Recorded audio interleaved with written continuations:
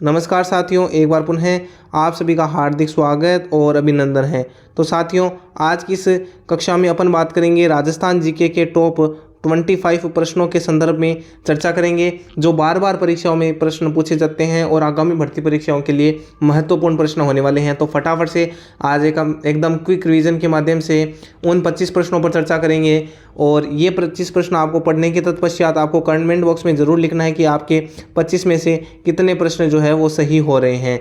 किस विद्यार्थी के सबसे ज़्यादा प्रश्न सही होते हैं, 18 प्लस जिन विद्यार्थियों के सही होंगे, इसका मतलब आपकी तैयारी एकदम सही है।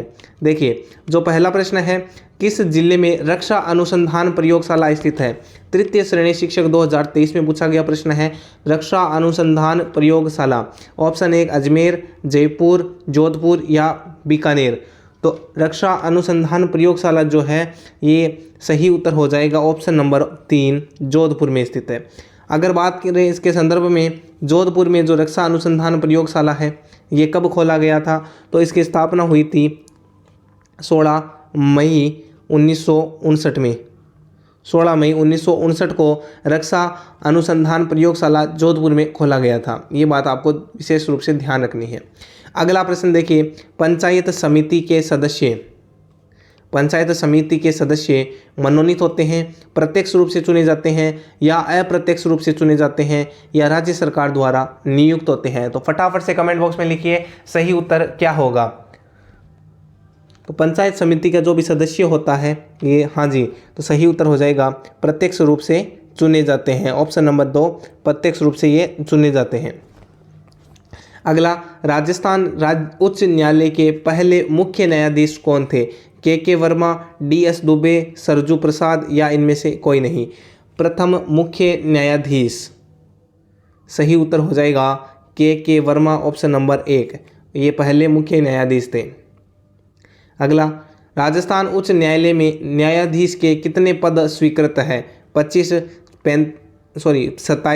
35, 50 या 45? उच्च न्यायालय जो हाईकोर्ट है, राजस्थान हाईकोर्ट जोधपुर, उसमें न्यायाधीश के कुल कितने पद स्वीकृत हैं? स्वीकृत पद बताने हैं, तो सही उत्तर हो जाएगा ऑप्शन नंबर सी, 50 पद स्वीकृत है, जिसमें मुख्य न्यायाधीश जो है इसका पद भी संलग्न है। मुख्य न्यायाधीश के पद के साथ में अगर जोड़ें तो टोटल 50 पद जो है वो यहाँ पर स्वीकृत हैं। अगला प्रश्न देखिए, राजस्थान विधानसभा में प्रोटेम स्पीकर की नियुक्ति कौन करता है?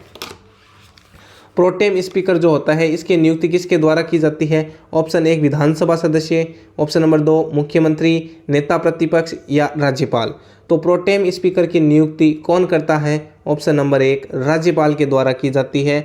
नियुक्ति जो है वो राज्यपाल तक के द्वारा की जाती है और तब तक नियुक्ति करता है जब तक कि जो स्थायी विधानसभा है, स्थायी विधानसभा इसका गठन नहीं हो जाता, तब तक की जो है वो प्रोटेम स्पीकर जो है वो रहता है। और विधानसभा के द्वारा अध्यक्ष नहीं चुन लिया जाता तब तक जो है, स्थायी विधानसभा का जो अध्यक्ष नहीं चुन लिया जाता तब तक प्रोटेम स्पीकर रहता है। और प्रोटेम स्पीकर जो है, ये जो प्रोटेम स्पीकर होता है यही निर्वाचित जो विधायक होते हैं, निर्वाचित विधायक, इन निर्वाचित विधायकों को शपथ कौन दिलाएगा? तो विधायकों को जो शपथ है ये दिलाता है अपने प्रोटेम स्पीकर, नवीन जो विधायक होते हैं उनको। अगला क्वेश्चन देखिए, छठा प्रश्न, श्री कलराज मिश्र राजस्थान के वे राज्यपाल है, तो कौन से वे राज्यपाल हैं? फटाफट से आंसर दीजिए। 41वां, 44वें राज्यपाल है या 39वें या 40वें? तो सही उत्तर हो जाएगा ऑप्शन नंबर 2, 44वें राज्यपाल है। कलराज मिश्र की बात करें तो 9 सितंबर 2019 से इनका कार्यकाल प्रारंभ होता है और ये 44वें राज्यपाल हैं राजस्थान के राज्यपाल में। और ये पूर्व में अगर बात करें तो पूर्व में भी ये राज्यपाल थे हिमाचल के। किसके राज्यपाल थे? हिमाचल प्रदेश के राज्यपाल थे। अगला प्रश्न, राज्य का पहला हेरिटेज होटल है? अजीत भवन जोधपुर, सामोद हवेली जयपुर, सरिस्का में या खींवसर पैलेस होटल खींवसर में? तो राजस्थान का पहला हेरिटेज होटल कहाँ पर है?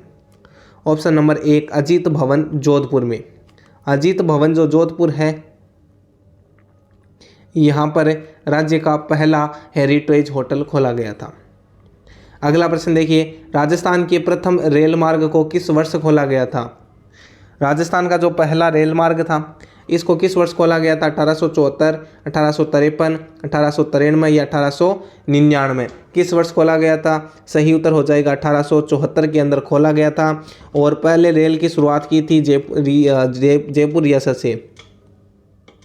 जयपुर रियासत, इस जयपुर रियासत से सबसे पहले रेलवे की शुरुआत की गई थी। और जयपुर रियासत से चली थी ट्रेन आगरा फोर्ट। कहाँ तक? आगरा फोर्ट तक जयपुर रियासत में चली थी। आगरा फोर्ट से लेकर ये चली थी बांदी कुई या बूंदी कोई बांदी कुई तक। देखिए, आगरा फोर्ट से बांदी कुई तक जो है जयपुर रियासत में सबसे पहले ट्रेन चली थी 1874 और 1874 में भी अप्रैल 1874। ये आपको विशेष ध्यान रखना है। अगला प्रश्न देखिए, अरावली श्रृंखला में नाग पहाड़ कहाँ स्थित है? नाग पहाड़ जो है वो कहाँ पर स्थित है? कुंभलगढ़ के उत्तर में, सीकर के पश्चिम में, पुष्कर के पश्चिम में या अजमेर के पश्चिम में? और नाग पहाड़ जो है वो अजमेर के पश्चिम में स्थित है। अजमेर के पश्चिम में जो सर्पिलाकार जो पर्वत श्रेणियां हैं, सर्पिलाकार पर्वत श्रेणियां, उनको नाग पहाड़ बोला जाता है। और लंबाई है इसकी 795 मीटर है। अगला प्रश्न, पूर्वाई से तात्पर्य है? असिस्टेंट एग्रीकल्चर 2022 में पूछा गया प्रश्न। पूर्वाई, हवा पूर्व से पश्चिम की ओर चल रही है, या हवा पश्चिम से पूर्व की ओर चल रही है, या हवा दक्षिण से पूर्व की ओर चल रही है, या हवा उत्तर से पूर्व की ओर चल रही है? तो पूर्वाई का तात्पर्य क्या होता है? पूर्वाई का तात्पर्य होता है कि हवा जो है ये पूर्व से पश्चिम की ओर चल रही है। ऑप्शन नंबर 1 राइट हो जाएगा। अगला प्रश्न, निम्न में से कौन सी नदी तोरावाटी होगा इस तरह, तोरावाटी बेसिन में प्रवाहित होती है? तोरावाटी बेसिन में कौन सी नदी प्रवाहित होती है? ऑप्शन 1 काकनी, कांतली, बाणगंगा, गंभीरी। फटाफट से इस प्रश्न का जो उत्तर है कमेंट बॉक्स में लिखिए, किस किस का देखते हैं सही होता है। तोरावाटी बेसिन में कौन सी नदी प्रवाहित होती है? ऑप्शन नंबर जिस विद्यार्थी का बी सही है यानी कांतली नदी, उस विद्यार्थी का ये उत्तर सही हो जाएगा। यानी ऑप्शन नंबर बी इस प्रश्न का राइट आंसर है। कांतली नदी जो है वो तोरावाटी बेसिन में बहती है। राजस्थान में पूर्ण बहाव की दृष्टि से भी सबसे लंबी नदी कौन सी है? पूर्ण बहाव की दृष्टि से, पूर्ण बहाव की दृष्टि से सबसे लंबी नदी अपने कांतली नदी आती है। अगला, मृत नदी की उपमा किस नदी को दी गई है? ये भी बताइए। मृत नदी के नाम से किस नदी को जाना जाता है? तो घग्गर नदी को क्या कहा जाता है? मृत नदी। अगर बात करें इसको और क्या कहा जाता है तो नट नदी, मृत नदी, और क्या कहा जाता है? सरस्वती नदी, द्वसदती नदी या द्वेषदवती नदी के नाम से भी इसको जाना जाता है। अगला प्रश्न, राजस्थान में पलाया झीलों की रचना कहाँ हुई है? पलाया या पलाया जिसको बोला जाता है, तो पलाया झीलों की रचना कहाँ होती है? लूणी बेसिन, घग्गर बेसिन, बालू का स्तूप या आंतरिक प्रवाह है? फटाफट से इस प्रश्न का उत्तर दीजिए, ये भी एक इम्पोर्टेंट प्रश्न है। पलाया झीलें कहाँ बनती है? लूणी बेसिन, घग्गर या बालू का स्तूप या आंतरिक प्रवाह बेसिन? फटाफट से आंसर दीजिए। हाँ, सही उत्तर हो जाएगा ऑप्शन नंबर सी, बालू का स्तूप युक्त जो क्षेत्र होता है यहाँ पर पलाया झीलें का निर्माण होता है। यानी जो छोटे देखो एक खड्डा होता है छोटा, उस छोटे खड्डे को तो कहा जाता है रन या टाट इसको बोला जाता है, या ढाट भी बोला जाता है कई कई भाषा में। और एक बड़ा जो खड्डा होता है उसको बोला जाता है पलाया झीलें। क्या बोला जाता है? बड़े खड्डे को पलाया झीलें कहा जाता है। और पलाया झील जो है अगर ये सूख जाती है तो उसको क्या बोला जाता है? उसको बालसन बोला जाता है। कौन सा सन? बालसन सूखने की बात में पलाया झीलें को ही बोला जाता है। अगला प्रश्न है, चंबल नदी पर गांधी सागर बांध स्थित है। फटाफट से बताइए ABCD सही उत्तर कौन सा होगा? चंबल नदी पर गांधी सागर बांध। गांधी सागर बांध जो है वो कहाँ पर बना हुआ है? कोटा, चित्तौड़गढ़, बूंदी या इनमें से कोई नहीं? हाँ जी, गांधी सागर बांध, गांधी सागर बांध ऑप्शन नंबर डी, इनमें से कोई नहीं। क्योंकि गांधी सागर बांध कहाँ पर है? मंदसौर एमपी में। कहाँ पर है? मंदसौर एमपी में। मैंने ये पहाड़ियाँ इसीलिए बनाई है। एक पहाड़ी है रामपुरा, एक आती है भानपुरा। तो रामपुरा और भानपुरा की जो दो पहाड़ियाँ हैं, इन दोनों पहाड़ियों के मध्य में एक बांध बनाया गया है और बीच में इस बांध को कहा गया है गांधी सागर बांध। अगला प्रश्न 15 देखिए, राजस्थान में खेर वनीय क्षेत्र पाए जाते हैं। खेर वनीय क्षेत्र कहाँ पाए जाते हैं? बीकानेर, बाड़मेर, कोटा, सवाई माधोपुर, जालोर, सिरोही या अजमेर, भीलवाड़ा। खेर के जो बांध वनीय क्षेत्र है, खेर वनीय क्षेत्र ये पाए जाते हैं अपने ऑप्शन नंबर 2 कोटा सवाई माधोपुर इलाके में। अगला देखिए, दुर्गादास राठौड़ ने मारवाड़ के किस शासक को गद्दी पर बैठाने में सहयोग किया था? तो दुर्गादास राठौड़ ने किस मारवाड़ के शासक की सहायता की थी? Option number 1 Jaswant Singh, option number 2 Ajit Singh, option number 3 Amar Singh या ऑप्शन नंबर 4 सूर सिंह। तो दुर्गादास राठौड़ ने जो है वो अजीत सिंह जो है इसको गद्दी पर बैठाने में सहायता की थी। ऑप्शन नंबर 2 अजीत सिंह जो है वो राइट से उत्तर हो जाएगा। अजीत सिंह की सहायता की थी सा। अगला, चौहान वंश के संस्थापक सहसमल की राजधानी क्या थी? तो चौहान वंश का एक संस्थापक था सहसमल, तो उसने कौन सी राजधानी बनाया था? सहसमल थे देवड़ा, और देवड़ा थे सिरोही के। ऑप्शन नंबर 3 सिरोही को राजधानी बनाया था। अगला प्रश्न, आबू के परमार वंश का संस्थापक कौन था? आबू का परमार वंश का संस्थापक मूलराज, काटनीराज या उत्पल राज या धूमराज? फटाफट से आंसर दीजिए। कोटा के आबू के परमार वंश का संस्थापक कौन था? ऑप्शन नंबर 4 धूमराज जो है वो राइट आंसर हो जाएगा। धूमराज जो है वो आबू के परमार वंश का संस्थापक था। जबकि जो वंश की जो, हाँ जी ये भी इंपॉर्टेंट प्रश्न है कि वंश की जो वंशावली है, किसके? आबू के परमार वंश की जो वंशावली है ये इसके संस्थापक या मूल पुरुष जो है, मूल पुरुष तो धूमराज माना जाता है, लेकिन वंशावली जो है वो प्रारंभ कहाँ से होती है? तो प्रारंभ जो है ये उत्पल राज से होती है। कहाँ से होती है? उत्पल राज। ऑप्शन नंबर 3 उत्पल राज जो लिखा हुआ है यहाँ से वंशावली प्रारंभ होती है, लेकिन संस्थापक कौन है? धूमराज। Option number D. अगला, राजस्थान के किस स्थान से अंग्रेजी शिक्षा की सर्वप्रथम शुरुआत हुई थी? बीकानेर, कोटा, अजमेर या उदयपुर? तो अंग्रेजी शिक्षा की जो शुरुआत है ये कहाँ से हुई थी? अजमेर और पुष्कर से हुई थी 1819 के अंदर। कब हुई थी? 1819 के अंदर है। उस समय उसका प्रचार किया था जेवज केरी ने। किसने किया था?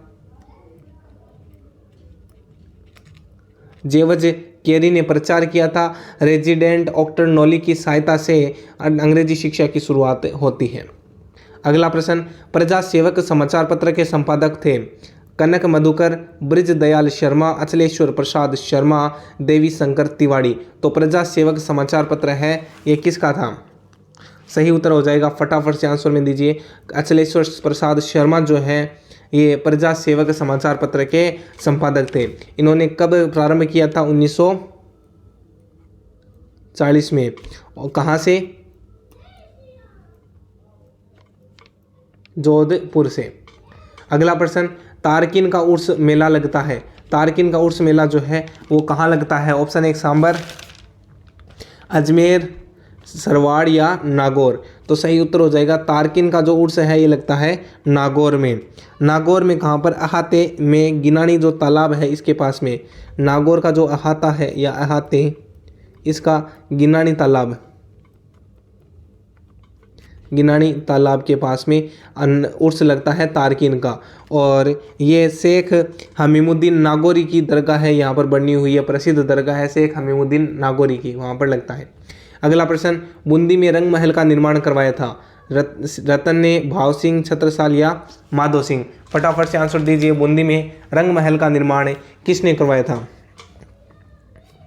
तो सही उत्तर हो जाएगा ऑप्शन नंबर सी छत्रसाल।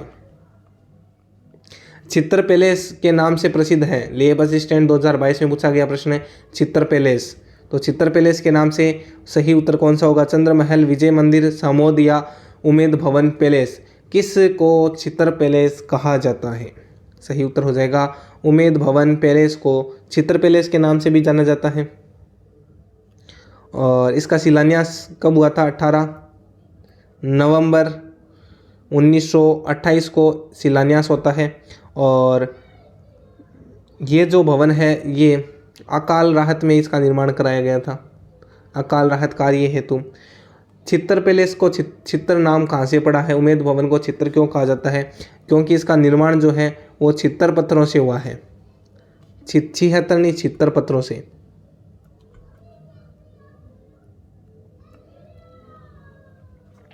छित्तर पत्थरों से इसका निर्माण हुआ है, इसके कारण। अगला, उमेद सिंह ने इसका निर्माण करवाया था। अगला प्रश्न देखिए, मुंशी महारानी की छतरी कहाँ है? ये भी इंपॉर्टेंट प्रश्न है। अलवर, धौलपुर, जोधपुर और प्रतापगढ़। तो मुंशी महाराणा की जो छतरी है वो कितने खंभों की है, पहले तो ये बताइए। तो खंभे हैं 80 खंभों की छतरी मुंशी महारानी की छतरी, जिसका निर्माण कराया था विनय सिंह ने। किसने कराया था? विनय सिंह ने इसका निर्माण कराया था। और क्या बात है इसके संदर्भ में? तो इसका निर्माण कब हुआ था? 1915 के अंदर। ये छतरी कहाँ पर है? अलवर में, ऑप्शन नंबर 1। अगला, राजस्थानी चित्रकला का सबसे पहले वैज्ञानिक विभाजन किसने किया था? पंडित द्वारका प्रसाद शर्मा, आनंद कुमार स्वामी, सौभाग्य गहलोत या श्री राय कृष्ण दास जी। तो सही उत्तर क्या हो जाएगा? किसने जो है वो चित्रकला का सबसे पहले वैज्ञानिक अध्ययन किया था? ऑप्शन नंबर 2, आनंद कुमार स्वामी ने। इन्होंने एक पुस्तक लिखी थी 1916 के अंदर है। इन्होंने वर्गीकरण विभाजन किया था और पुस्तक थी इनकी राजपूत पेंटिंग्स। कौन सी पुस्तक थी? राजपूत